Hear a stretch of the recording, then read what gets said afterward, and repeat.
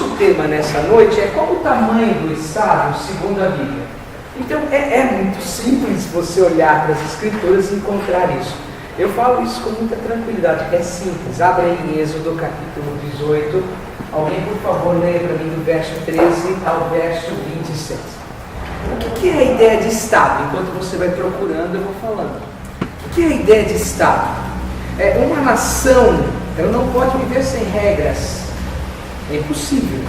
Você não pode ter uma nação sem normas. Você não pode ter um povo sem uma orientação.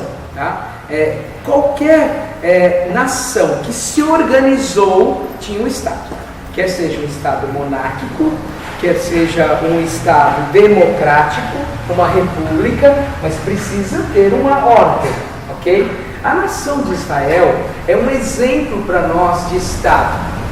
Eles viveram no Egito durante muito tempo. O Egito tinha um modelo de governança. Como é que era o modelo de governança no Egito? Quem que era o grande líder lá? Faraó, todos vocês sabem. Tinha poder absoluto. Na verdade, ele se comportava como Deus. Ele se sentia como Deus. As pirâmides, parece que isso daí é inquestionável, foram feitas para que esses deuses voltassem para as estrelas. Olha que coisa interessante. Você já pensou no tamanho daquela obra? As grandes obras da humanidade foram movidas e motivadas por ensejos religiosos. Sempre foi assim. Sempre. Então, se o homem controla bem os seus ensejos religiosos, eles são agradáveis a Deus, nós podemos também fazer boas coisas. Tá? Então, um Estado que também é de acordo com a palavra de Deus, ele será um bom Estado. Então, você tem em Êxodo o povo de Israel saindo do Egito, daquele modelo onde Faraó governava sobre tudo e sobre todos, tinha uma mão extremamente poderosa, e agora ele sai de lá, sai um grupo grande, tá? Você lembra mais ou menos quantas pessoas saíram lá do Egito? Pode deixar, irmão, obrigado. Hein? Quantas pessoas estavam com Moisés? 600 mil mais ou menos? Homens, 600 mil homens. Quantas pessoas tinha de fato com Moisés?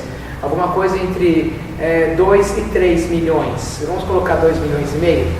Da capital de Belo Horizonte. Precisa ter um Estado? Precisa, não tem jeito. Então aí nós temos o texto de Êxodo. Alguém pode ler, fazendo por favor? Tá? Esse é o texto de abertura. Êxodo, capítulo 18, do verso 13 ao verso 26. Alguém pode ler? Eu vou interrompendo se eu achar que é importante interromper, tá bom? Vamos lá. Alguém pode ler. No dia seguinte, assentou-se Moisés para julgar o povo. O povo estava em pé diante de Moisés desde a manhã até ao pôr do sol. Presta atenção nisso, tá? Desculpa que eu vou parando, tá bom? Desde manhã até o pôr do sol. Esse era o trabalho de Moisés. Ele era o grande legislador. Observe que o texto deixa claro isso. Ele está julgando o povo desde manhã até o final do dia. Por quê? Porque é gente demais. Tá? Continua, irmã. Vendo, pois, o sogro de Moisés tudo o que ele fazia ao povo, disse: que é isso que fazes ao povo? Por que te assentas só e todo o povo está em pé diante de ti, desde a manhã até o pôr do sol? Respondeu Moisés a seu sogro: é porque o povo me vem a mim para consultar a Deus. Quando tem alguma questão, vem a mim para que eu julgue entre um e outro, e lhes declare os estatutos de Deus e as suas leis. Ótimo. Pode continuar. Observe, é uma teocracia. Tá? Qual que é o modelo que nós temos quando o povo sai do Egito? Não é mais aquele modelo de Faraó, mas é o modelo de Deus. Uma teocracia. Deus determinou os estatutos. Isso nas Escrituras é muito claro. Na teologia é chamado de lei civil. Quando você olha para o Antigo Testamento, você vê 3 tipos claros de leis. Existem leis sacrificiais, que dizem respeito ao sacrifício. Existem leis morais, que perduram até hoje. Tá? São aquelas que Jesus falou no Sermão do Monte. Quando ele se dirigiu às pessoas e disse: lembra o que foi dito? Não matarás, não adulterarás. Essa lei moral, ela foi novamente enfatizada, tá? Ela aparece o tempo todo nas Escrituras, mas em Cristo Jesus ela é novamente enfatizada como a lei moral. Mas existia também leis civis. leis específicas do bom comportamento de um cidadão. Ou como esse cidadão deveria se comportar, o que ele deveria receber, quais eram os seus direitos e seus deveres. Tudo isso debaixo desse conceito chamado de teocracia. E Moisés é quem conduz isso. Tá bom? Pode continuar, irmã. O sogro de Moisés, porém, lhe disse: não é bom o que fazes. Sem dúvida, desfalecerás, tanto tu como este povo que está contigo, pois isto é pesado demais para ti. Tu só não o podes fazer. Exato. Agora observem. O sogro de Moisés diz para ele o seguinte: olha, não tem como você administrar uma nação desse tamanho sozinho. Esse aqui é um insight muito importante para nós. Dá para você pensar numa pessoa, num Messias ou em alguém humano, tá? Sabemos que Jesus vai governar na eternidade com toda a sabedoria e graça e será o mais extraordinário de todos os governantes. Mas humanamente, depois da queda, dá para pensar numa pessoa que vai salvar a pátria? De jeito nenhum, tá? Então aí vem agora a recomendação de Jetro para Moisés. Ele diz assim: olha, Moisés, você precisa estabelecer uma ordem nesse estado. As coisas do jeito que estão não podem continuar. Então a irmã pode continuar lendo. Ouve, pois, as minhas palavras. Eu te aconselharei que Deus seja contigo. Representa o povo perante Deus, leva as suas causas a Deus, ensina-lhes os estatutos e as leis, e faz-lhes saber o caminho que devem andar e a obra que devem fazer. Exato. Continua. Procura dentro do povo homens capazes. Observem agora. Tementes a Deus, homens de verdade, que aborreçam a avareza, ponham-nos sobre eles por chefes de 1000 chefes de 100, chefes de 50 e chefes de 10. Isso. Até aí, por enquanto. Olha o conselho. Escolha homens que são como, observe as qualidades, tá? Que é o nosso próximo slide aqui, eu enfatizo isso daí. Deixa eu mostrar aqui para vocês. Homens com qualidades. Então lembra que Moisés é o grande líder, tá? Essa é uma imagem icônica. Moisés diante da sarça, Deus fala com ele. Deus se revela a Moisés de maneira muito clara. Ele sabe que Deus fala com ele. O próprio sogro de Moisés sabe disso. Ele diz: olha, continua fazendo o que Deus te chamou para você fazer, mas estabelece homens. Agora observe a ordem disso. Como é que era a ordem? Você tem um que é chefe de 1000, outro de tanto, outro de tanto. É um modelo de Estado. Ainda incipiente, bem inicial, mas sem sombra de dúvida. Esses homens vão auxiliar Moisés a administrar essa grande nação. E esses homens têm que ter qualidades, tá? As qualidades desses homens são: eles têm que aborrecer a avareza. Não é um termo que nós estamos muito acostumados a usar, mas assim, me permitam aqui fazer uma tradução bem livre: é odiar a avareza. Eles não podem amar o dinheiro. Um político, um líder não pode, é qualidade dele. Se ele é ganancioso, não serve para ser líder. Se ele ama o dinheiro, ele não serve. Tem que ser homem de verdade. Isso no nosso tempo é uma afronta, né? Porque não pode ser mulher de verdade. Não, homem de verdade, caráter. Tem que ser uma pessoa de hombridade. Isso que é o conceito de homem de verdade. Ter brio, ter vergonha na cara. Tá? É verdade. Mas é assim que ele tem que ter. Homem com qualidade, que seja capaz de exercer esse governo que agora vai se estabelecer com ordem. Tá? Observe que se você olhar nas escrituras, é muito claro, existe toda uma ordem para esse governo. Pode terminar, mas você já não chegou não no versículo que eu coloquei aqui, que é o 26? Continua então. Continua, vai até o fim, por favor. Para que julguem este povo em todo o tempo. Isso. Toda causa grave trarão a ti, mas toda causa pequena eles mesmos julgarão. Será assim mais fácil para ti, e eles levarão a carga contigo. Se isso fizeres, e assim Deus te mandar, poderás então suportar. E assim também todo este povo tornará em paz ao seu lugar. Moisés atendeu às palavras de seu sogro, e fez tudo quanto este lhe dissera. Escolheu Moisés homens capazes de todo Israel, e os constituiu por cabeças sobre o povo, chefes de 1000, chefes de 100, chefes de 50 e chefes de 10. Estes julgaram o povo todo o tempo. A causa grave trouxeram a Moisés, e toda a causa simples julgaram eles. Então se despediu Moisés de seu sogro, e este se foi para a sua terra. Olha, Deus usou a vida desse homem, chamado Jetro, de uma forma singular, para mostrar para Moisés como é que as coisas deveriam acontecer, para que a nação de Israel tivesse ordem. Aí quando você chega em Deuteronômio, outra pessoa pode abrir, fazer um favor? Deuteronômio, deixa eu voltar aqui, ó. Olha, Deuteronômio 1, de 9 a 18, tem mais detalhes no texto. Moisés em Deuteronômio, certo? Deuteronômio, repetição, segunda lei, tá? Deutero é a ideia de segundo. Então, é uma repetição da lei. Ele repete a lei. A primeira coisa que Moisés repete, quando ele então está se despedindo do povo, Deuteronômio foi escrito numa época muito específica, ele sabia que não ia entrar na terra prometida, tá? Quem mandou ele bater na rocha?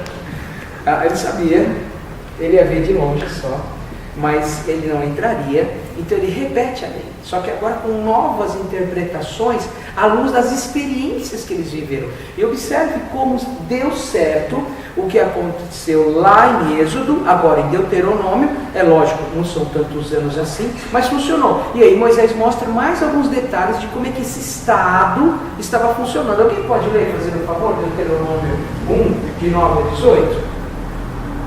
Uma leitura, acho que se precisar parar em um outro detalhe só. Alguém pode ler, fazendo um favor? Nesse mesmo tempo eu vos disse, eu sozinho não posso levar-vos.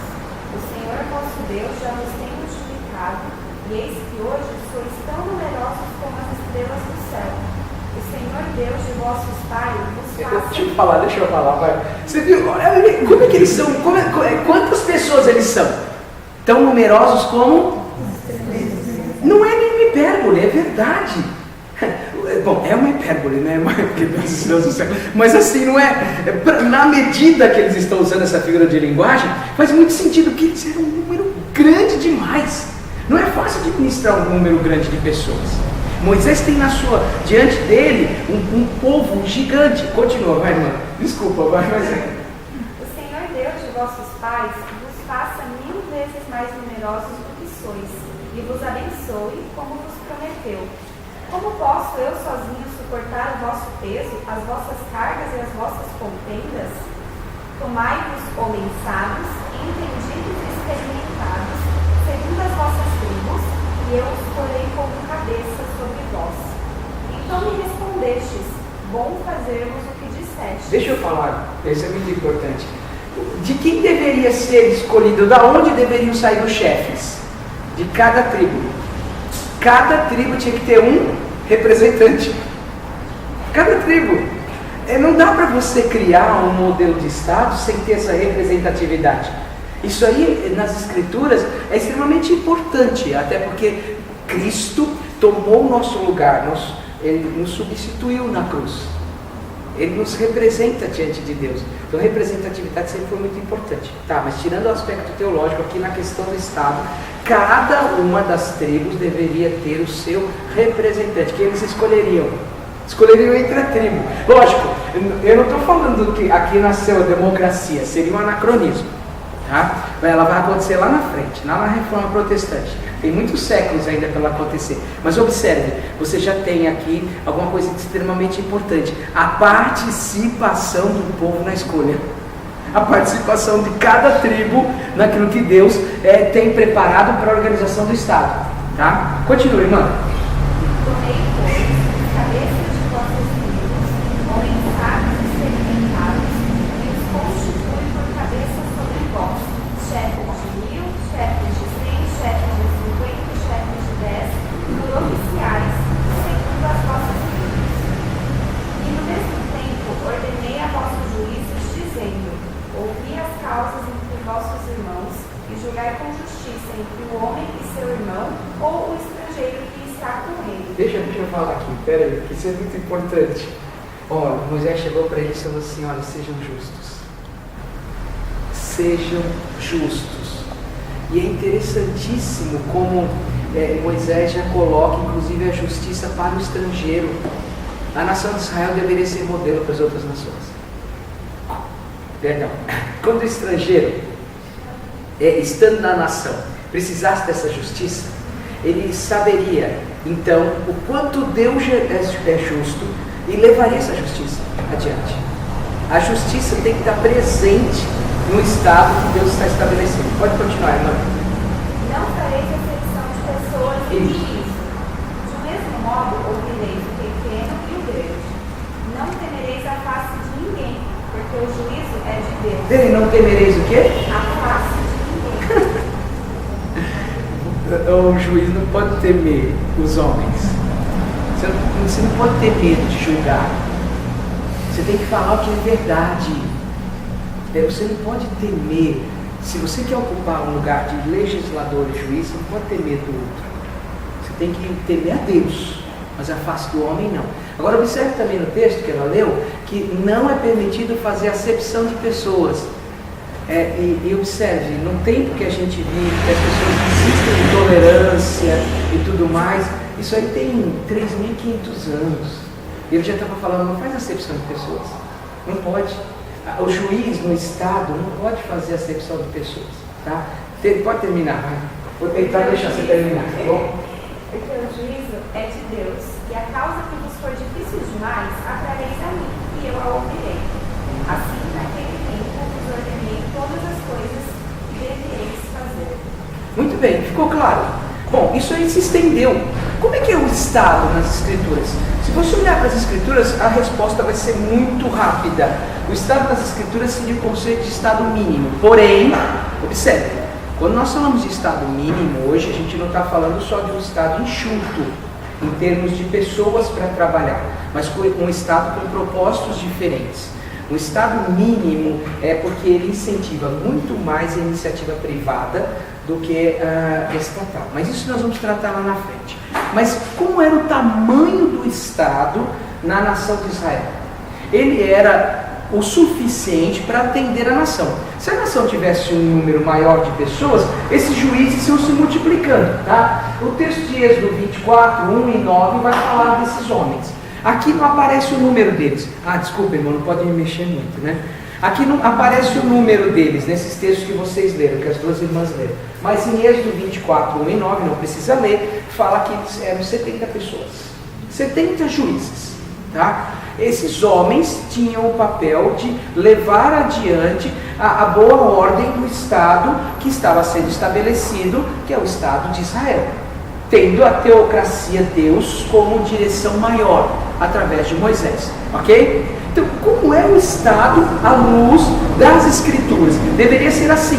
Primeiro, escolher homens capazes, que aborrecem a avareza, homens que são capazes de julgar com justiça, que não temem outros homens. Há uma série de qualidades. Se você procurar nas Escrituras, tem lá a qualidade de um líder? Tem a qualidade de um líder. Esse líder precisa ser exatamente assim. Tome muito cuidado com isso, porque o modelo atual não mais dá atenção para isso. Eles querem que no governo tenha representantes de minorias, mas pouco se fala do caráter. O que interessa é ter o representante da minoria. Não, por que tem que votar nesse representante da minoria? Por que é importante isso? Porque ele vai nos representar lá. Mas é questão do caráter. Com o tempo as coisas vão mudando. Com certeza vão mudando. Bom, então ficou claro como é que era o modelo que nasce com Israel? Esse modelo vai durar durante séculos e séculos e séculos. Tá? A partir do momento em que Israel começa a amadurecer e crescer, aumenta também as responsabilidades. Chega um determinado momento da nação de Israel, que é chamado de período dos juízes, que há uma baita de uma confusão. Se você ler o último versículo do livro de Juízes, você vai entender isso. Alguém abre lá, livro de Juízes, último versículo, para você entender o que está acontecendo. Houve então um pico com Moisés, depois um declínio a partir da morte de Josué. Josué também fez um bom trabalho na liderança de Israel, mas aí ele morreu, e com a morte dele a nação ficou bastante confusa, e a última frase, o último versículo do livro de Juízes, explica bem o que estava acontecendo naquele período É mais ou menos uns 430 anos, tá? Não dá para você precisar exato, mas é em torno de 400, 430 anos de muita confusão. Então alguém pode ler aí o último versículo, o que está escrito? Naqueles dias Isso. não havia rei em Israel, Isso. cada um fazia o que achava mais reto. Exatamente. Estava uma bela de uma bagunça. Não tinha rei em Israel, cada um fazia o que tinha vontade de fazer. Com isso, então, o período de juízes se encerra com Samuel. Samuel é o último juiz. Ele vai julgar a nação, e no momento que ele está julgando a nação, exercendo seu ministério, a nação pede um rei, como as outras nações. Não tinha nada de mais se eles pedissem um rei eterno, o rei todo-poderoso. Não, mas eles querem um rei como as outras nações. Eles querem ser como... Reparem, olha que coisa absurda. Eles têm o modelo perfeito, mas eles querem imitar o modelo do outro. É o que muitas vezes acontece com os cristãos. Nós temos um modelo de ação social, de política e de economia que é pautado nas escrituras, mas a gente quer copiar o outro. Não, o outro é mais legal. Não, nós temos um modelo que funciona. Tá? Você pode até não conhecer, mas existe. Mas eles queriam imitar os outros povos. Aí então surge a monarquia. Então qual que é o segundo passo do Estado à luz das Escrituras? Sem cometer nenhum anacronismo, lembre-se, estou usando aqui a palavra Estado apenas para me referir a um grupo de pessoas que está sendo governada por uma liderança. O segundo passo do Estado é a monarquia. Como era esse Estado? Ele também não era um Estado inchado. Era um Estado bastante limitado a homens que exerciam o poder por capacidade. Seria quase uma aristocracia. Um desses homens, aqui eu coloco, é esse chamado Emã. Emã era um dos videntes do rei, como diz 1 Crônicas 25:5. Tá? Um homem muito abençoado. Ele servia junto ao rei para orientar, aconselhar o rei. Ele era um dos grandes sábios da nação de Israel. Tá? Junto com outros sábios, eles administravam a nação. E Salomão, o maior de todos esses sábios, porque Deus lhe concedeu essa graça, ele era o grande rei daquela nação. Esse é um quadro que representa a chegada da rainha de Sabá, quando, lógico, representa, né? O quadro tenta mostrar toda a grandiosidade, a majestade de Salomão. Ele foi um rei muito usado por Deus para exercer um governo justo, um governo que fez com que a nação de Israel expandisse as suas fronteiras até chegar no limite que Deus havia estabelecido. Diferente de outras nações, a nação de Israel nunca pensou em conquistar o mundo. Tá? Os gregos, quando começaram a se tornar fortes, quiseram conquistar o mundo. Os persas, os medos, os romanos, todo mundo queria conquistar o mundo. Nesse auge, que é o reinado entre Davi e Salomão, a nação de Israel não quer conquistar o mundo. Ela quer chegar exatamente onde Deus estabeleceu os seus limites, e ela para naqueles limites e passa então a fazer com que esse reinado floresça. Então a monarquia se tornou um elemento primordial na nação de Israel. Alguma pergunta até aqui? Então dá para fazer uma linha mostrando como as coisas aconteceram? Até Moisés era um grupo pequeno de pessoas. Quantas pessoas vão para o Egito? 70 almas? Saem de lá quantas?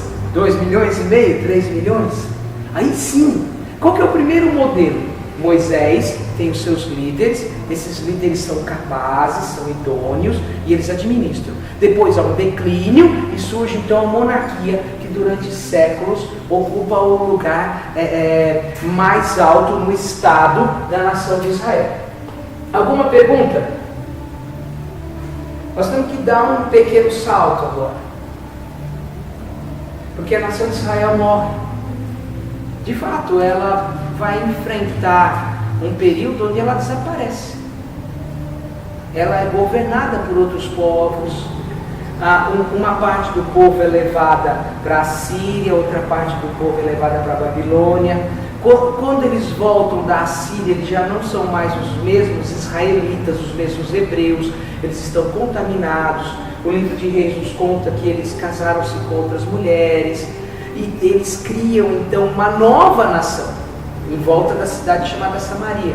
Os judeus que vão para a Babilônia, esses sim, permanecem mais firmes. evitam esse tipo de situação, voltam para Jerusalém, tem uma rixa enorme com os samaritanos, porque os samaritanos são impuros e os judeus são puros. Mas onde está a nação de Israel? Ela não tem mais o mesmo prestígio. Ela vai durar um tempo com Esdras e Neemias, tá? Zorobabel na liderança como seu governador, mas depois, o que acontece? Ela é dominada por outros povos, e aí vem o Império Romano, e aí por volta do ano 70, eles são expulsos de Jerusalém. E onde está o Império Judaico, ou o Império Judeu, ou o Império Assírio? Não tem mais. Tá? Você, durante muito tempo, perde, então, essa relação das Escrituras com Você perde essa relação das Escrituras com o Estado. Nós temos que dar um salto. Por que temos que dar um salto? Porque depois desse período vem a República Romana.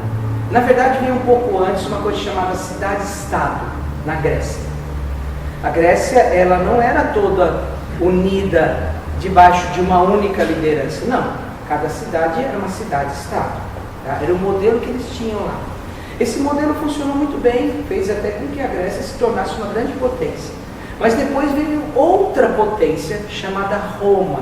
E Roma tem uma visão que mistura o pensamento grego, mas é inédita. Por isso que ela cria uma cultura chamada de greco-romana.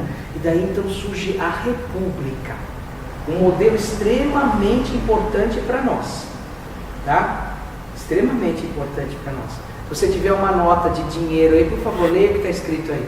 O Brasil é o quê? Exatamente.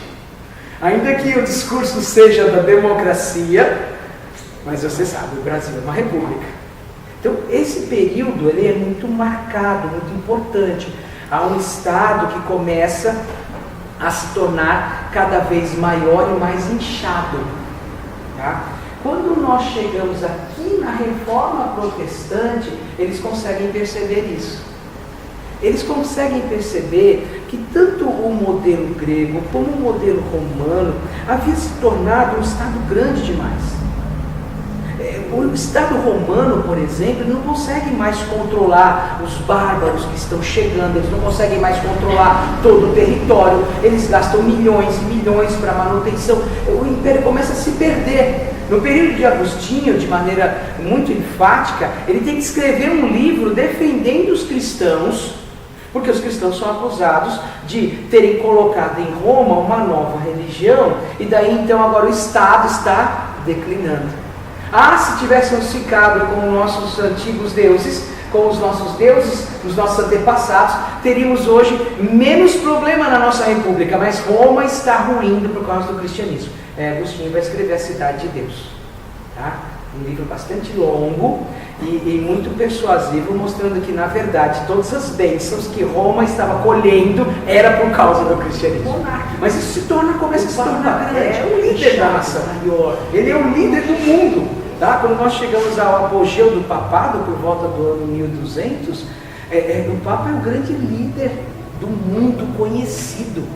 É ele que dá poder ao rei, é ele que empossa o rei, é ele que coloca a coroa na cabeça do rei. Ele é o grande líder da nação. A nação e o Estado se misturaram. Não há mais uma separação. Na verdade, a religião encobriu o Estado e agora ela governa sobre tudo e sobre todos. Que modelo você tem lá? É um modelo de rei? É um modelo monárquico? É um Estado monárquico? Sim, mas é um Estado que tem a monarquia sendo subjugada pela Igreja Católica. Isso vai acabar quando vem a Reforma Protestante. E por que a Reforma então é chave aqui? Porque na Reforma eles vão voltar para o modelo bíblico. Calvino vai gastar textos e mais textos falando sobre a necessidade de uma nação procurar servir a Deus, inclusive nas suas leis. Ele vai participar ativamente das coisas da nação onde ele está, no caso, Genebra, Suíça. Onde ele está, ele vai trabalhar de maneira muito enfática para restaurar um modelo que ele dá bastante atenção para ele, que ele chama que é o modelo da aristocracia, que seria para Calvino o governo dos mais capazes. Tem a ver com a nobreza? Tem. Tem a ver com os nobres, mas tem a ver mais ainda com pessoas capazes. Ele vai restaurar aquele modelo bíblico e ele vai insistir num modelo de democracia que vai se tornar padrão para as demais democracias. A democracia grega era muito diferente da democracia que nós temos hoje. Homens podiam votar na democracia grega se fossem livres. Mulheres votavam na democracia grega? De jeito nenhum. Aonde você encontra esse modelo de democracia que hoje nós temos? No Calvino e no calvinismo. Um modelo onde você entende que o Estado tem o papel de incentivar as pessoas ao trabalho. Eu dou aula na universidade. Às vezes alguns alunos chegam para mim e falam assim: eu conheço o calvinismo. No calvinismo as pessoas se salvam pelo trabalho, né? É verdade. Para um leitor inexperiente, para alguém que pega Calvino, por exemplo, alunos de Max Weber, ele tem essa percepção de que a pessoa se salva pelo trabalho. Mas para o calvinista é extremamente importante trabalhar. Você sabe que Calvino foi muito criticado, porque ele mandou muita gente embora de Genebra que não queria trabalhar. É verdade. O modelo dele era um modelo de incentivar as pessoas. Ele é mal visto às vezes porque ele entendeu que as escrituras, e ele estava certo nesse entendimento, proibiam juros, a usura. Quando o meu irmão estava devendo alguma coisa, quando o meu irmão estava em pobreza, eu não podia emprestar dinheiro para ele porque ele ia ficar mais pobre.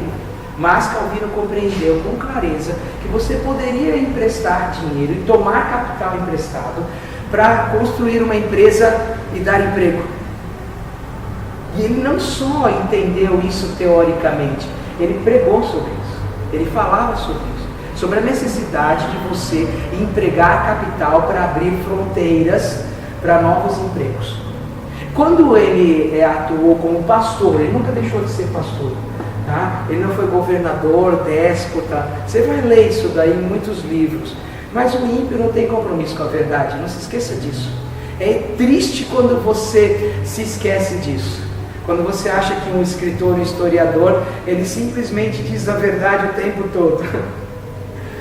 Quem dera se não fosse o próprio homem que estivesse escrevendo. É o ser humano que está lá, meu amigo, e os efeitos da queda são sobre ele.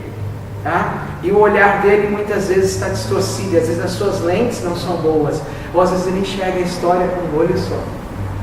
Então é fato que Calvino, ele era pastor, mas como pastor ele incentivava isso. Então ele criou um modelo de democracia extremamente importante para nós, que vai se espalhar pela Europa. Se você tiver curiosidade, leia esse livro aqui. O título dele não é o mais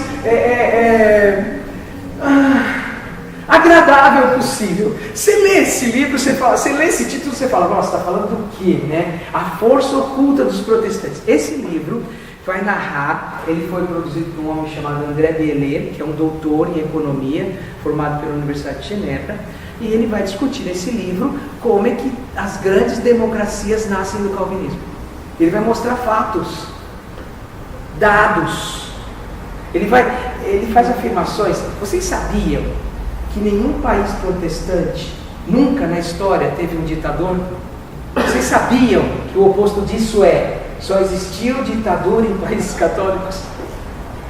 Só. Todas as ditaduras que aconteceram até hoje foram em países católico-romanos. Inclusive a Alemanha. Porque Hitler tinha o apoio absoluto da Igreja Católica Romana. Absoluto. Se você procurar na internet, você vai encontrar várias fotos dele com clérigos católicos.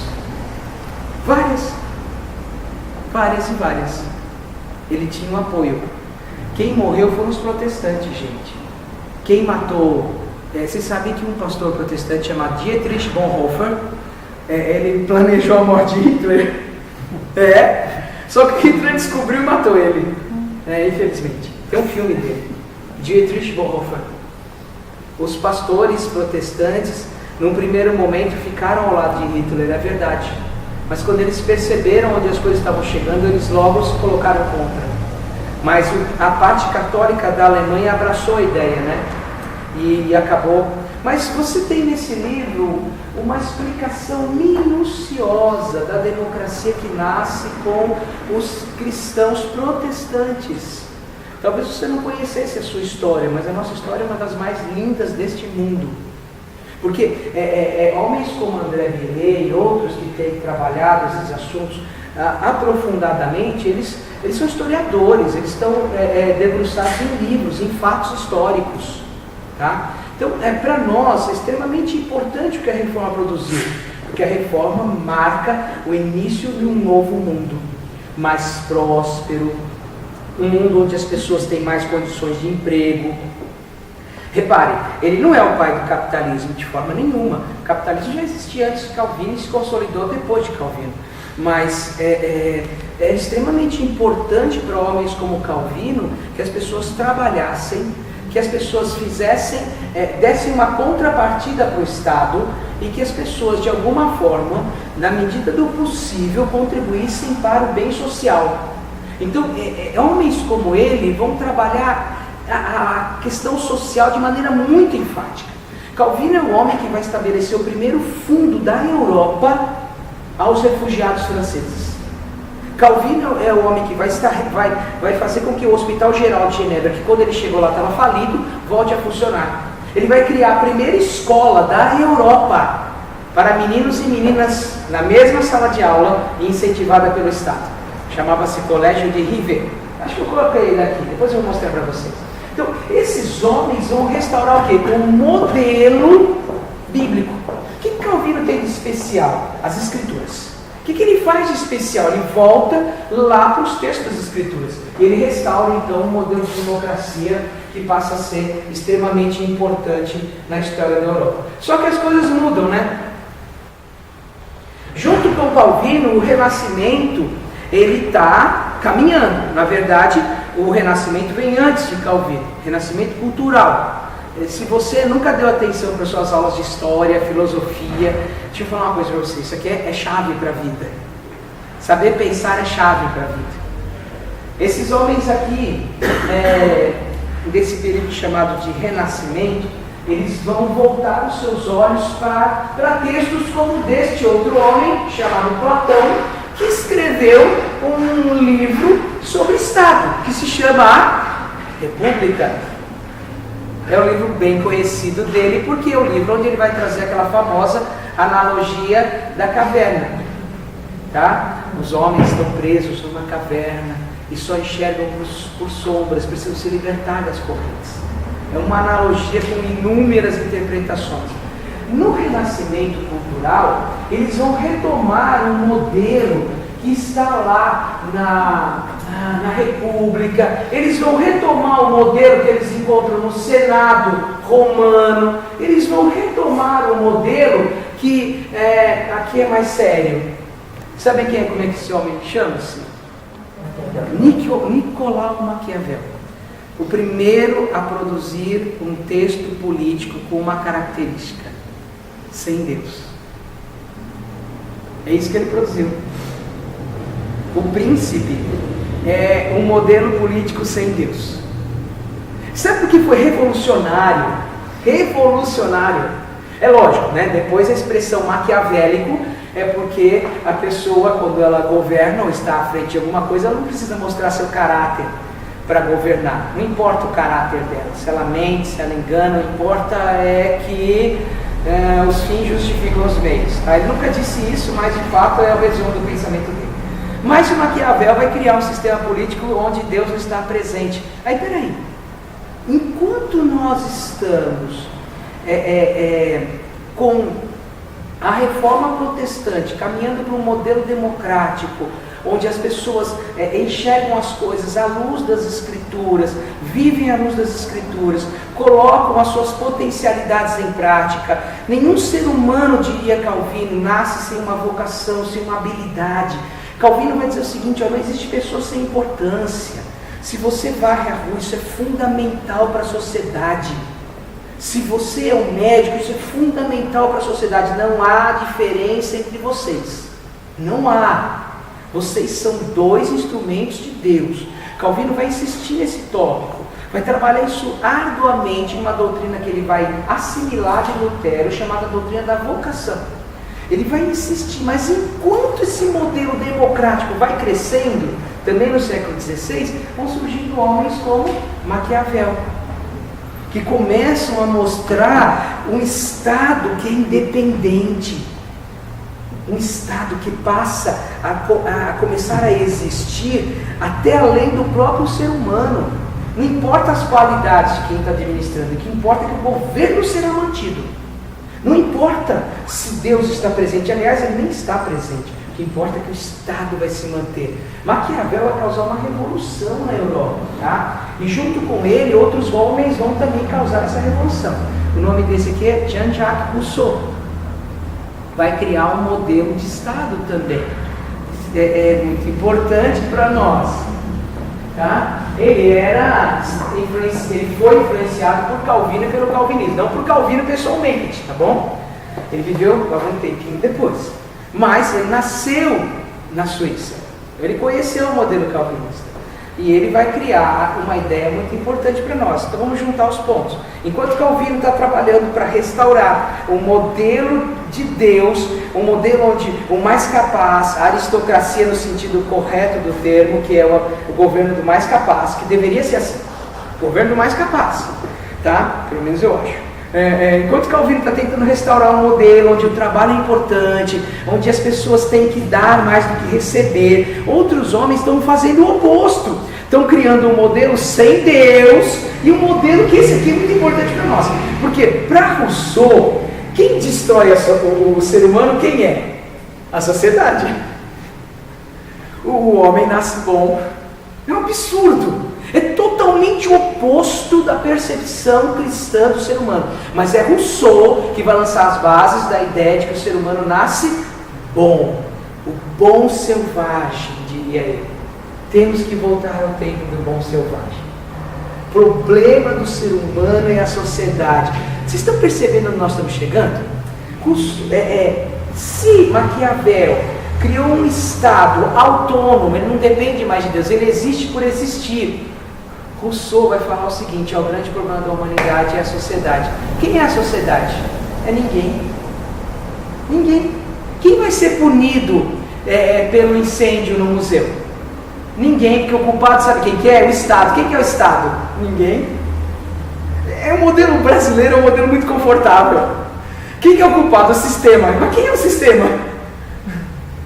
Quem é o sistema? As pessoas que estão lá. As pessoas. É um modelo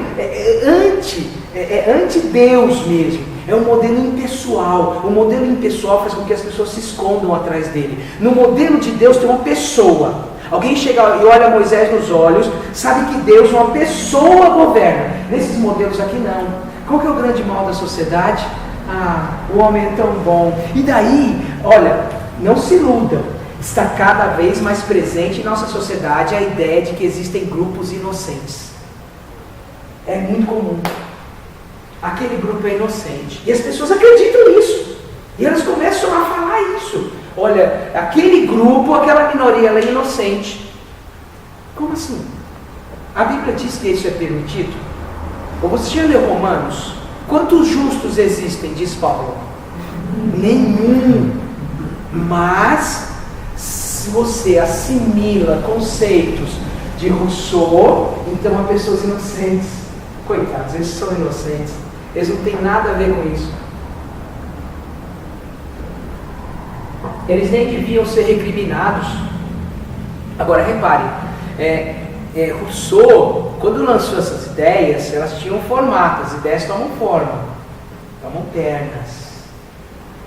E você não tem controle sobre elas. Então, a ideia do bom selvagem é ainda presente em nosso tempo. O que nós temos que fazer? Tirar as pessoas da sociedade. O Estado está reprimindo, o sistema está massacrando. Coitado desses inocentes. Gente, quem que é inocente? Quem? Todos nasceram pecadores. Alguns estão debaixo de opressão, estão debaixo de escravidão, mas isso não nos torna inocentes, não os torna inocentes, isso os torna passíveis de libertação. Aí sim, precisamos libertar pessoas que estão sendo oprimidas, impedidas, mas inocência, não, mas você tem uma série de grupos que são inocentes. Se fala o tempo todo disso. Então Rousseau vai criar um conceito de sociedade onde o problema é o Estado. Aí você tem esse outro homem aqui, o nome dele é Thomas Hobbes, ele é muito importante para nós, ele vai dar todas as bases do absolutismo, de um autoritarismo, tá? Ele já vai no oposto de Rousseau, ele vai falar que o homem é o lobo do próprio homem, tá? Ele vai numa direção oposta, vai estabelecer um absolutismo tão forte, mas tão forte, que é claro que ele vai dar as bases do que hoje se tem em conceitos totalitários.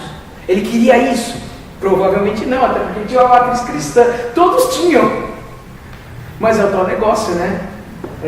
Entre a vida e a morte, às vezes são os detalhes. Todos eles tinham uma base cristã, mas vão criar uma percepção da realidade distorcida, porque todos eles, assim como Maquiavel, vão usar o Deus que eles acham que ele conhece, mas não como Calvino, o Deus das Escrituras. É o Deus que eles acham que conhecem. E aí você tem os modelos, então você tem aqui, isso daqui tudo formou a base da nossa sociedade atual, gente. Mas são tantos séculos, por isso que é problema, porque há séculos isso vem sendo sedimentado, há séculos. Você acha que é fácil quebrar isso aqui? Precisa ter muita força, tem que ser a força de Deus. Há séculos, e isso as pessoas colocam na cabeça. E não se esqueça de uma coisa importante, nós temos o mau hábito de não questionar as coisas mais elementares. Nós já pegamos elas como sendo verdades absolutas. Nós não questionamos as coisas. Nós não nos perguntamos de onde surgiu essa ideia, quem é a base dessa ideia, tá? Perguntas? Muito bem. Claro que isso aí vai ter efeitos, né? Vai criar uma liberdade sem limite. Tá? Não, mas desculpa, perdão, desculpa. Você quer pensar, pronto. Divertir um pouco, né? Divertir um pouquinho. É o seguinte, o homem, ele quer o quê? Liberdade absoluta.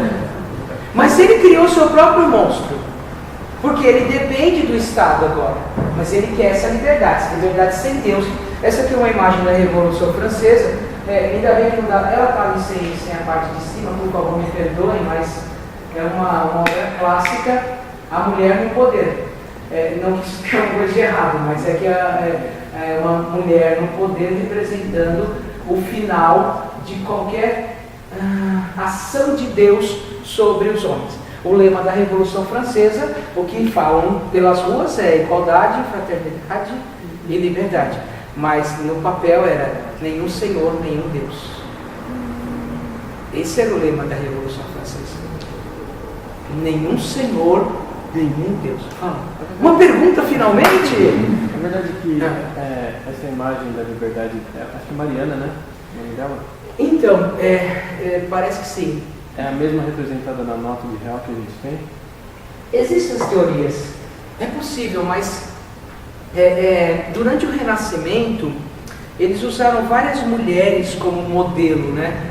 A Vênus foi pintada novamente. Eles usaram diversas mulheres como modelo de beleza. Tá? No final das contas, tudo isso aí tinha um propósito antigo, que é a adoração à deusa.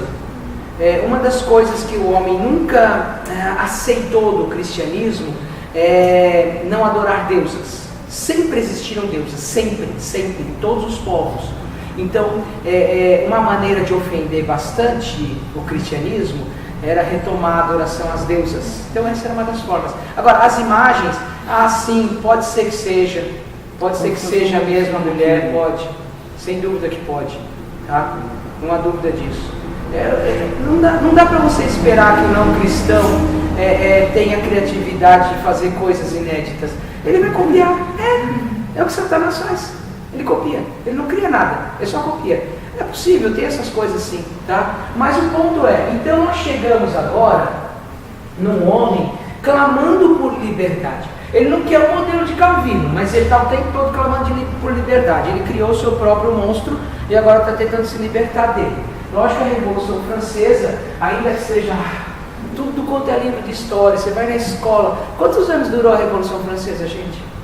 1789, se eu não me engano, em 1804, Napoleão já estava sendo consagrado rei. Eu acho que é 1804. O negócio não durou 10 anos. Enquanto a Reforma Protestante ainda não acabou, a Revolução Francesa, que durou alguns anos, é amada, idolatrada nos livros de história. Os livros de história chegam a dizer que foi o maior movimento da história da humanidade. Olha, eu sinto muito, mas quando eu leio isso daí, isso só mostra para mim o quanto que são inclinados a decisões arbitrárias. Jamais. Veja só, a Revolução Francesa, ela acontece em 1789, enquanto em outros lugares do mundo, revoluções de caráter cristão já tinham alcançado um sucesso muito maior. Procure informações sobre a Revolução Gloriosa da Inglaterra, chamada de Revolução Gloriosa porque não teve derramamento de sangue. Tiraram o absolutismo de lá, não mataram ninguém e fizeram uma nação extraordinária. 1776, antes da Revolução Francesa, aconteceu a Revolução Norte-Americana. Essa teve muito sangue, é verdade. Mas era uma revolução foi uma independência que falava de liberdade num tom muito mais rico do que o tom da Revolução Francesa. A Revolução Francesa imitou o que eles fizeram lá. Mas não é falar isso com historiadores, tem que quebrar paradigma, é difícil. Então você fala, mas você tem que saber disso. Outras revoluções, antes da Revolução Francesa, marcaram a história da humanidade, só para você lembrar da Revolução Norte-Americana, 1776, e a Revolução Gloriosa, da metade do século XVIII, junto com a Revolução Industrial. Tá? Então, mas se você vai para o livro de história, só se fala disso daqui. Por quê? Tem uma razão para isso. Nenhum Deus, nenhum Senhor. Então tem duas forças brigando. Sim. O senhor falando sobre a mulher. Desculpa. Eu estava me lembrando da última vez que o senhor esteve aqui na escola musical, pegou o livro de Apocalipse, e falando sobre os ciclos e tudo isso. Na verdade, eu acho que é tão interessante a Revolução Francesa que o senhor fala, porque o mundo já é maligno, a intenção é sempre essa de buscar tirar Deus mesmo dessa história, né? E colocar, no caso, a mulher, a gente leu lá. Não tem nada contra a mulher em si, mas a representação. Exato, a ideia é mudar o símbolo justamente para mostrar um novo, tá? Para mostrar um novo. É mais ou menos isso. Daria para a gente conversar mais sobre isso daí. Só sobre a Revolução Francesa um dia. As imagens, procurem na internet a declaração que eles fizeram. O que eles colocaram lá em cima? As imagens que eles usaram são religiosas. Então, essas questões são muito interessantes. Mas, hoje, pensando no Estado, então aqui nós temos um elemento muito importante. Quando se fala de Estado, geralmente as pessoas citam a Revolução Francesa. Nossa, a Revolução Francesa era um modelo de Estado. Aonde, gente? Banho de sangue. Você sabe que teve um cara lá que criou uma máquina, o nome dele era guilhotina. É verdade, era um cara. Porque era a máquina humana de se matar, mais humanizada. A guilhotina, o cara que inventou, ele disse o seguinte: não, nós temos que ser mais humanos, gente. Então a gente tem que matar com humanidade. É sério, não é brincadeira não, é verdade mesmo. A gente tem que matar com mais humanidade. Então a gente vai criar uma máquina humana de matar, porque nós somos assassinos humanos. Entendeu? Então eles criaram a guilhotina. Aí mataram. E Robespierre brigava com não sei quem. Era uma harmonia, vocês precisavam ver, gente. Leia a história pra você ver como eles viviam em paz. Viu? Eles nunca brigavam. Era assim, foi um modelo de Estado maravilhoso. Vocês precisam ver, coisa linda. As pessoas só viviam felizes na Revolução. Mas é o teu negócio, você enfatiza o que te interessa. Então, não é um modelo bom. Tá? Vamos voltar para o modelo bom da reforma. Perguntas, senhores? Professor, tem uma questão que eu lembrei, Napoleão Bonaparte, quando ele vai assumir... Quem? O Napoleão? Napoleão, quando ele vai assumir, ele chama o Papa, né? Você legal. Tá bom. Não, por gentileza. Por favor, não, essa parte é super legal. Eu me corrija, por favor. Não, tem um quadro disso daí. E aí ele chama o Papa, e a resposta do Papa, ele se coroa, e aí o Papa pergunta, mas você me chama aqui para quê? Ele vai simplesmente dizer, o povo não precisa de Deus, o povo precisa de uma religião. A religião mantém o povo junto. Então não precisa de Deus, a gente só precisa de que você esteja no seu lugarzinho, Exatamente. e você se submeta aí ao meu governo. Uma frase famosa dela é que o dele é que uma nação sem religião é como um navio sem bússola. Ele toma a coroa da mão do Papa e se autocoroa. Ali é um marco muito importante, mas chega ao final daquele modelo monárquico católico. Tá? Nunca mais eles vão exercer poder, nunca mais. Pois disso nunca mais. Quando volta, já volta a monarquia parlamentar. Acontece um concílio chamado Concílio de Viena, que diz o seguinte: olha, infelizmente, o mundo não pode ser governado sem reis. Vamos restabelecer os reis. Então, pouco tempo depois da Revolução Francesa, esse Conselho de Viena se reúne e estabelece então que a monarquia deve voltar. Tá? Bom, gente, agora tem que ter um passinho mais. A coisa está confusa, mas as pessoas não param de falar de Estado. Tá? Aparece esse homem chamado Hegel. Ele é muito importante para nós. Ele vê a Revolução Francesa, ele diz assim: o alemão não vai conseguir fazer aquele negócio. Nós temos que criar um modelo de revolução diferente, porque nós não somos como os franceses. Nós vamos criar uma revolução de uma intelectual, ele é o idealista. Essa revolução intelectual vai partir do grande espírito. Então lembra lá do Estado sem Deus de Maquiavel? Lembra do Rousseau? Tá, vamos juntar tudo. O que é o Estado? Agora é o espírito. O grande espírito que governa a história. O Estado é o cumprimento desse espírito. O espírito se realiza no Estado. O que é esse espírito, Hegel? Não sei não, mas é isso aí que governa o mundo. É mais ou menos isso. O livro dele mais importante chama-se Fenomenologia do Espírito. Eu fico pensando, como? Fenômeno e espírito. Como é que se juntam as duas coisas? Fenomenologia é tocar, pegar, cante. Tá? Fenomenologia do Espírito. O Espírito se realizando na história. Como é que ele se realiza? Pelo Estado. E aí vem a grande sacada de Hegel. A religião tem que ser estatal. A religião tem que ser do Estado. Esse homem tem um papel fundamental. Ele vai criar um sistema pós-reforma protestante moderno de Estado.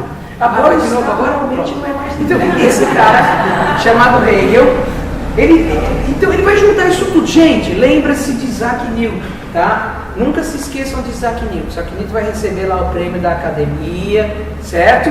Toma a palavra. Se eu vir mais longe, é porque eu sou um anão no ombro de um gigante. Todo o sistema é assim. Todo e qualquer sistema é um anão no ombro de um gigante. Sempre. Hegel vai juntar isso tudo. Ele vai ficar encantado com a Revolução Francesa. Ele vai ficar encantado com tudo que ele viu. Ele quer um Estado que realmente tenha um papel fundamental na transformação da sua nação, que é uma Alemanha não tão evoluída assim. E ele sabe da importância de levar essa nação para um nível maior.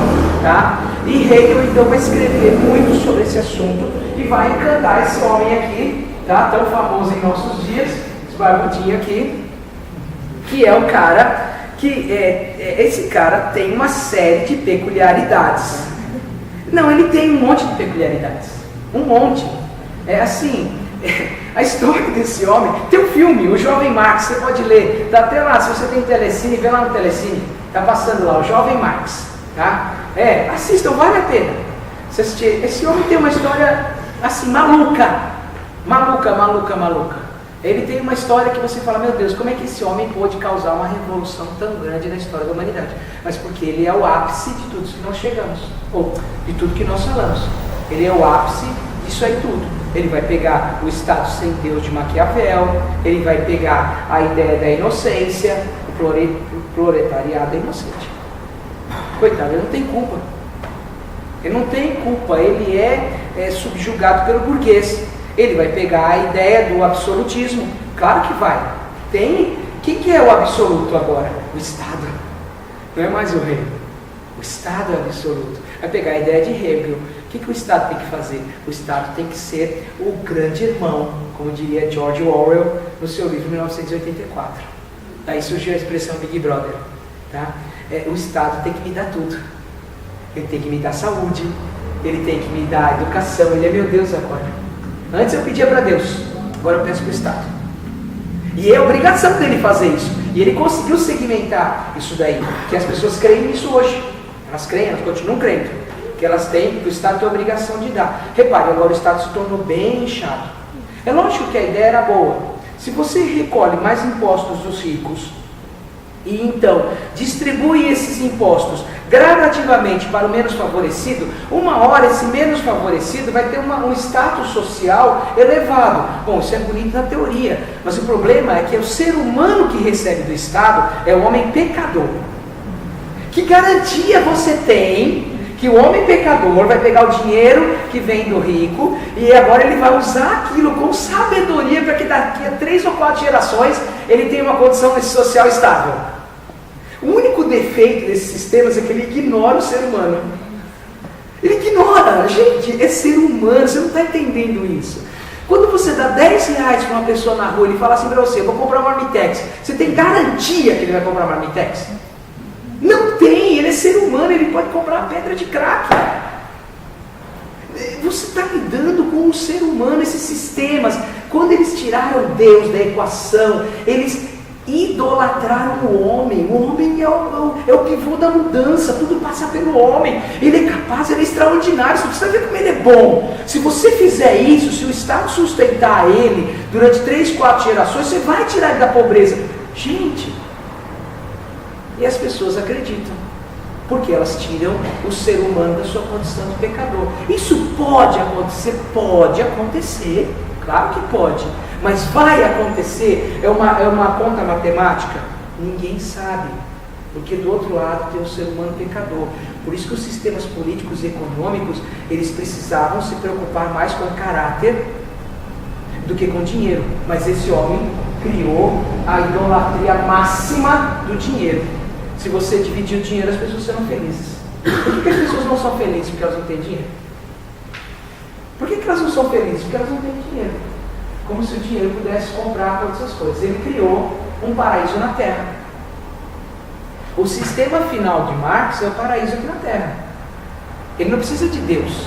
Gente, esse modelo aqui é extremamente pernicioso. Como é que você resume o pensamento de Marx? Materialismo histórico dialético. O histórico veio de Hegel, tá? Lembra que o espírito se realiza na história? O dialético vem de Hegel também, porque Hegel acreditava que não existia mais verdade nem mentira, que existia a síntese entre verdade e mentira, tá? Mas essa é uma outra história. E o materialismo ele pegou lá dos gregos, que já era tão antigo no ser humano. O que é a vida para Marx? Matéria. Mais nada. Por isso que quando você fala desse sistema, as pessoas não ficam às vezes bravas. Eu vejo cristãos, pessoas sinceras, tentando se envolver com modelos materialistas de governo. Esses modelos materialistas de governo são idolátricos. Calvino nunca prometeu uma vida feliz aqui na Terra para ninguém. Nem Calvino, nem o próprio Jesus, que é mais importante que Calvino. Mas o modelo calvinista de democracia não é um modelo perfeito. Porque aqui não será perfeito. É um modelo onde você serve a Deus com os seus dons e talentos e com o seu trabalho. Você honra a Deus. Agora, esse homem aqui promete redenção na terra.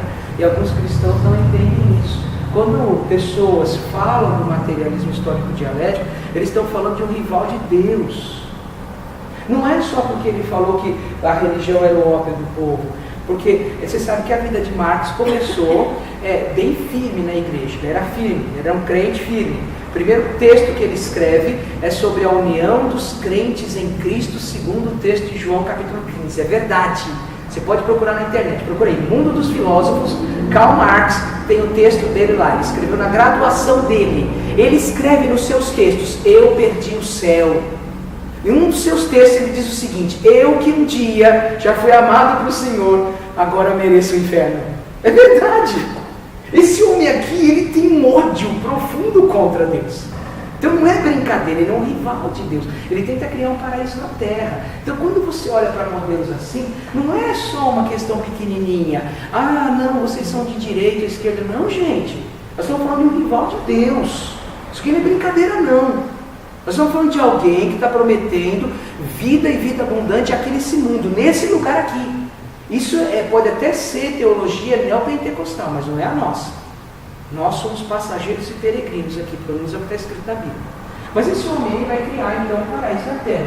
E nós chegamos no ponto mais elevado da idolatria, tá? Toda ideologia, lembra de Hegel, ele é um idealista, tá? No termo mais elevado. Kant também mas Hegel é um profundo idealista. O idealismo dele vai dar origem ao que hoje nós encontramos nas ideologias. As ideologias, elas atacam os 3 pontos mais importantes do cristianismo. Você cria uma idolatria à natureza, à criação. Você cria uma idolatria à queda. Olha, como é que você cria uma idolatria à queda? Quando você fala que a pessoa é inocente. Você idolatra o inocente. Você está criando uma idolatria à queda. E é lógico, como os modelos de Karl Marx e outros, criam idolatrias à redenção. Você pode ser feliz aqui. Aqui e agora. Não há vida depois. Você tem que ser feliz agora. Viva hoje, porque amanhã não existe. É como a Bíblia diz: comamos e bebamos porque amanhã morreremos. Não tem esse negócio de plantar para o céu. Viva agora. O negócio é ser feliz agora. Eu tenho que ser feliz agora. Esse é meu modelo, tá? Então, esses homens aqui, eles vão criar todo um sistema de Estado que vai ser gigantesco. Por que esse Estado tem que ser gigante? Porque esse Estado tem que tomar o lugar de Deus. Então vai ser um Estado muito inchado. Está aí o pai da burocracia. O nome dele é Max Weber. Já ficou chateado com burocracia? Então esse cara é o culpado. Tá? É o culpado, é só ele. Não, mas ele é o pai da burocracia. Tá? Porque o Estado que ele conheceu, olha lá como é que ele viveu, tá vendo? Em 1920 ele morreu. Já era um Estado bem grandão, chadrão. Aquele lá da Bíblia, já foi faz tempo. Quanto tempo eu já falei falar nisso, hein? Nossa, já estou falando. Que horas são? 8h20. Meu ônibus sai 9h10, então deixa eu correr. Ó, esse cara aqui, ó, ele vai influenciar demais. Vai criar um modelo terrível. Assim, gente, por favor, entendam isso. O modelo que ele vai criar é um modelo que vai se espalhar, tá? Um modelo sociológico muito importante. Você tem 3 porquinhos na sociologia, tá bom? É Durkheim, Max Weber e Karl Marx. É fácil de gravar, né? Esse cara aqui, ele vai criar um modelo que é totalmente baseado no cristianismo. Só que não dá glória a Deus. Ele menciona o cristianismo o tempo todo. Olha, ele vai pegar cada parte da sua teoria, ele vai pegar de alguém. Então ele vai começar pegando lá a vocação de Lutero, depois ele vai pegar o conceito de predestinação de Calvino, aí ele vai pegar Spencer e a ideia de pietismo, vida ascética, que é quando Max Weber vai falar que o ethos, ou a ética protestante, ela é importante por quê? Porque ela valoriza muito essa vida de frugalidade, tá? Essa vida de separação. Eu prefiro não me divertir, eu prefiro ter uma poupança para poder sair com a minha família, entendeu? Ele vai valorizar esse modelo, ele vai pegar isso de Spencer. Dos anabatistas, que é aqui, ó, Menno Simons, ele vai pegar a ideia de alienação, porque os anabatistas, eles achavam que o cristão devia se envolver com a política, tá? Eles fazem parte de uma coisa chamada reforma radical, tá? Então não vamos nos alienar, vamos separar cristianismo de cultura. Aí ele vai pegar de Wesley o metodismo e vai pegar desse homem aqui, que chama-se Benjamin Franklin, o modelo que ele vai falar, que é a base para o capitalismo. Só que Benjamin Franklin, gente, está muito longe de Calvino. Muito longe. E aí é o erro de Max Weber. Sutil para o não cristão, ou para um leitor da história, como outros que não conhecem teologia. As pessoas acham que conhecem teologia. Elas acham que leram Calvino. Calvino escreveu 70.000 páginas. Então elas acham que conhecem Calvino. É que nem o Weber, acharam que conhecia ele. É uma pena. Aí ele vai pegar a ideia de amor ao dinheiro deste homem que ele chama de calvinista. Benjamin Franklin. Chamar Benjamin Franklin de calvinista é assim, é uma atrocidade. Ele era um deísta, mas nunca um calvinista. Tá? Um deísta ele era. Ou seja, ele acreditava que Deus tinha criado o mundo, dado corda e depois tchau. Deus é para cima e a gente aqui embaixo. Eis que o deísta crê em poucas linhas. Então ele vai pegar as principais ideias de amor ao dinheiro que ele vai encontrar no calvinismo, que não é calvinismo, em Benjamin Franklin. É uma pena. Mas esse é um modelo que às vezes você é obrigado a enfrentar. Então tá aí, eu vou pular essa parte aqui, não dá tempo. Aí a gente vai chegar nesse homem aqui, porque ele é muito amado nas universidades. O nome dele é Antônio Gramsci, um dos pais de uma coisa chamada marxismo cultural, amado nas universidades. O ano passado a USP fez uma semana inteira sobre o pensamento de Gramsci, chamou de A Atualidade do Pensamento de Antônio Gramsci. A atualidade do pensamento. Esse cara aqui, ele vai causar um dano tão gigante, porque ele vai criar um modelo de Estado onde ele vai colocar a religião no seu lugar. Bom, não é por acaso que essa foto está aí, tá bom? Tá bem vermelhinha. Não é uma Mackenzie. Tudo bem, tá? Esse cara vai criar um modelo de Estado, aí que ele vai eliminar qualquer possibilidade de Deus. Eu vou ler o modelo dele. Mude o discurso, nada de revolucionário. Pregue unidade social, unidade nacional, pacificação e processo democrático. Tá? Já ouviu isso? Tá, é dele, tá bom? Preste atenção. Pode ser que você se surpreenda. Seja pluralista. Quarto, fique ao lado dos oprimidos, das minorias e dos excluídos. Crie uma coligação de votos do povo oprimido. É sério, gente. É só você procurar o escrito do Cássio, os escritos do Cássio, está disponível na internet. Crie uma coligação do voto oprimido. Pregue a dignidade do ser humano, a liberdade e seus direitos. Por fim, entre nas escolas, na política, no Estado, na arte, no cinema, nos jornais, e faça o quê? Mude a cultura. É triste quando você vê cristãos sendo seduzidos por isso. Eles falam, nossa, isso aqui é fantástico. Não é. Isso aqui é o Estado sem Deus.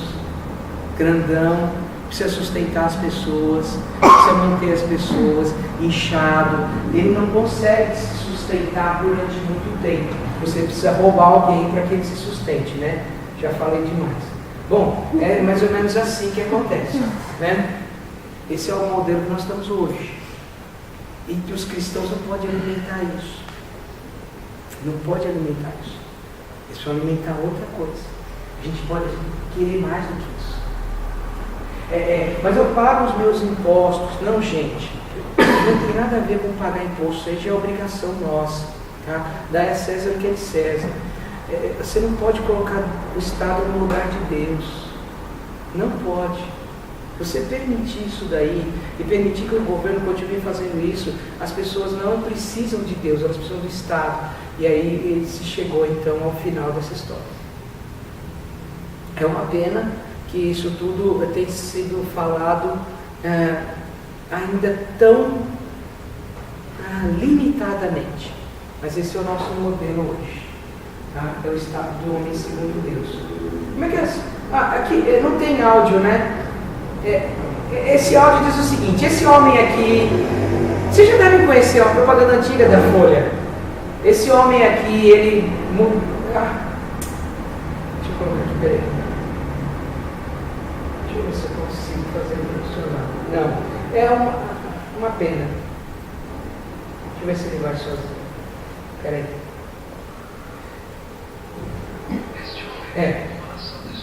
Ó.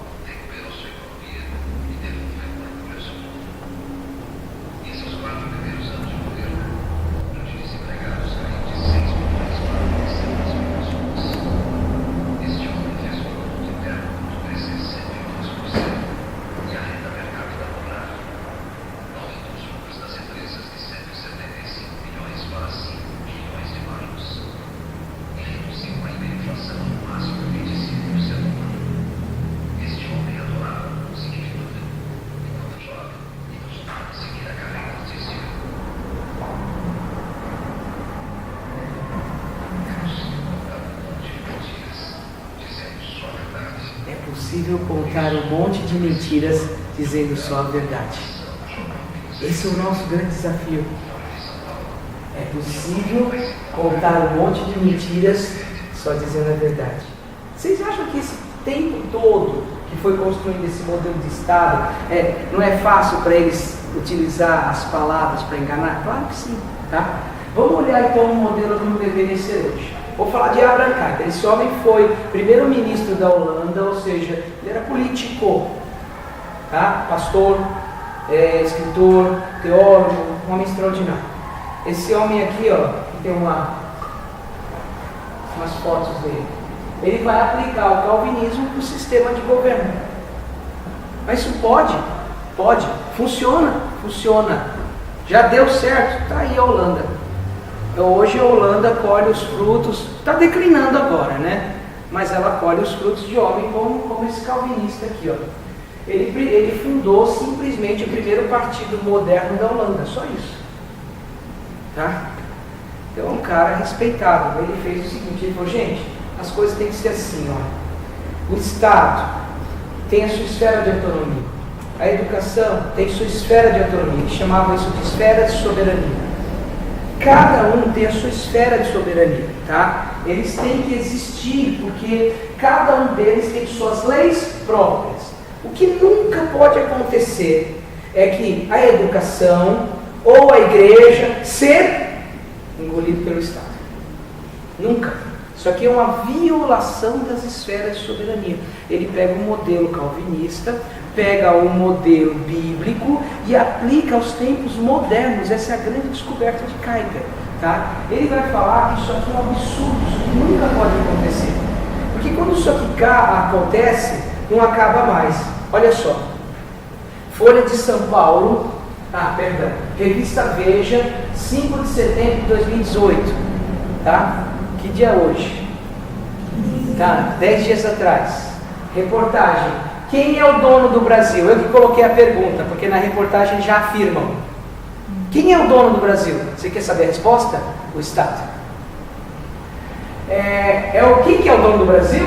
É o Brasil das grandes corporações do funcionalismo, cujos salários e benefícios estão muito acima da média recebidos pela população e que possuem voz destacada para fazer valer seus interesses, manter regalias e interditar o embate sempre que questionados. Ou seja, por que ele está falando isso? Porque os caras podem decretar que vão ter um aumento de 18% e ninguém pode fazer nada. Você fez o quê? Os juízes tiveram um aumento lá, você fez o quê? Você fez alguma coisa? O que você pode fazer? Vai para a rua, quebrar tudo? Seu modelo marxista. O que você consegue fazer? Tá? Aí ele vai dizer lá, com efeito, o funcionalismo, o Estado, grandão, tem uma média salarial muito acima do que é praticado no setor privado. Em números, enquanto os valores anuais estão entre 236 e 130 mil anual, que é o que recebe alguém trabalhando no funcionalismo em Brasília, a iniciativa privada paga entre 26 e 16 mil anual. Isso é número. Em outros países, no intuito de recrutar os mais hábeis, os governos oferecem em média 30% a maior do que o mercado privado. Nota-se, pois, que o Brasil ultrapassa em muito a realidade internacional. E aí ele termina essa reportagem dizendo, não está na hora da gente questionar o tamanho do Estado? Só que não é o que está acontecendo, né, gente? Porque cada vez mais os grupos minoritários estão precisando de seus representantes. Cada grupo minoritário que surge precisa de um representante. Então, tem que aumentar o número de vereadores, porque precisa de mais representantes. Tem que aumentar o número de deputados. Por quê? Porque precisa de mais representantes. Cada vez o Estado está ficando maior. E a gente compra essa ideia, a gente fala, não, é isso mesmo. Tem que ter. Como assim? Como assim? Se nós estamos dividindo a sociedade em cada vez mais representantes, nós estamos dizendo para nós mesmos que nós não somos todos iguais. Mas o outro não sabe representar os meus interesses. Então quer dizer que nós não somos iguais. Se o outro ser humano, porque ele tem uma cor, um sexo, uma visão diferente da sua, não pode te representar, é porque ele não é igual a você. Essa é a única resposta. Porque se você entende que a outra pessoa é igual a você, independente da cor, do sexo e de qualquer outra coisa, você entende isso. Você diz, ele é igual a mim, que é o que o cristianismo prega. E esse Estado não, ele prega o contrário. Não, o outro é tão diferente de você que ele precisa ter uma representação exclusiva. Por quê? Porque ele é totalmente diferente. Então, enquanto a Bíblia prega unidade, o mundo prega o quê? Fragmentação. O que é típico de um mundo onde Satanás impera. Porque disse Jesus que um reino dividido não subsiste. Esse é o reino de Satanás. O reino de Satanás é um reino dividido. Por quê? O reino de Deus, para existir, tem que ter unidade. Mas o que acontece? O Estado vai aumentar, não tem jeito, vai aumentar muito, porque cada vez entra um grupo novo. E um grupo novo, e um grupo novo, e um grupo novo. E o discurso de Gramsci continua crescendo. Tá? Gramsci foi um cara que disse com clareza que religião e Estado não se misturam. Ele vai dizer com clareza nos seus textos que você não pode discutir religião. Tá? Ótimo. Aí você tem um problema sério atual. Além das coisas estarem confusas, as esferas elas não conseguem se relacionar muito bem. Você hoje tem o Estado encobrindo as coisas, mas tem um outro fator. Que é esse aqui, ó. As imposições socioculturais, o próprio Estado cede. Quando um grupo chega lá no Estado e diz: queremos essas questões sociais, queremos essas questões culturais, e bate o pé e cede. Hoje quem governa de fato são eles. Estamos entrando numa nova fase, que nem Hegel nem Marx perceberam. Que onde vai chegar não sei. Talvez numa anarquia. Mas é isso que hoje manda. Se você bater o pé, tudo hoje é questão social. Tudo. E o Estado tem que aceitar. Como é que deveria ser, gente? A harmonia entre as esferas de soberania deveria ser assim. O Estado deveria se relacionar com a educação, ele deveria se relacionar com a igreja, tendo o intercâmbio das escrituras. Tudo isso traria harmonia, tá? Onde teria o governo soberano, providência, controle e autoridade de presença de Jesus Cristo. Nós teríamos uma vida na presença de Deus, chamada de corandê. Por que isso aqui é possível? Porque Calvino já fez em Genebra, porque Kuyper já fez na Holanda, porque é possível quando você tem uma nação de cristãos que estão à frente desta nação. Por que isso é possível? Porque Deus é o dono do universo. Quer o ímpio, esperneie, brigue, reclame, ele pode chorar, ele pode falar o que ele quiser, ele pode ficar o dia inteiro falando: Deus não existe, Deus não existe, Deus não existe. Deus existe. E fica falando do coração dele. Por isso que você nunca lê um livro de alguém tentando provar que Papai Noel não existe. Por quê? Por que eu não escrevo um livro para provar que Papai Noel não existe? Por que eu não escrevo um livro para provar que Saci Pererê não existe? Porque ele não existe. Agora vai ver quantos e quantos livros estão aí no mercado tentando provar que Deus não existe.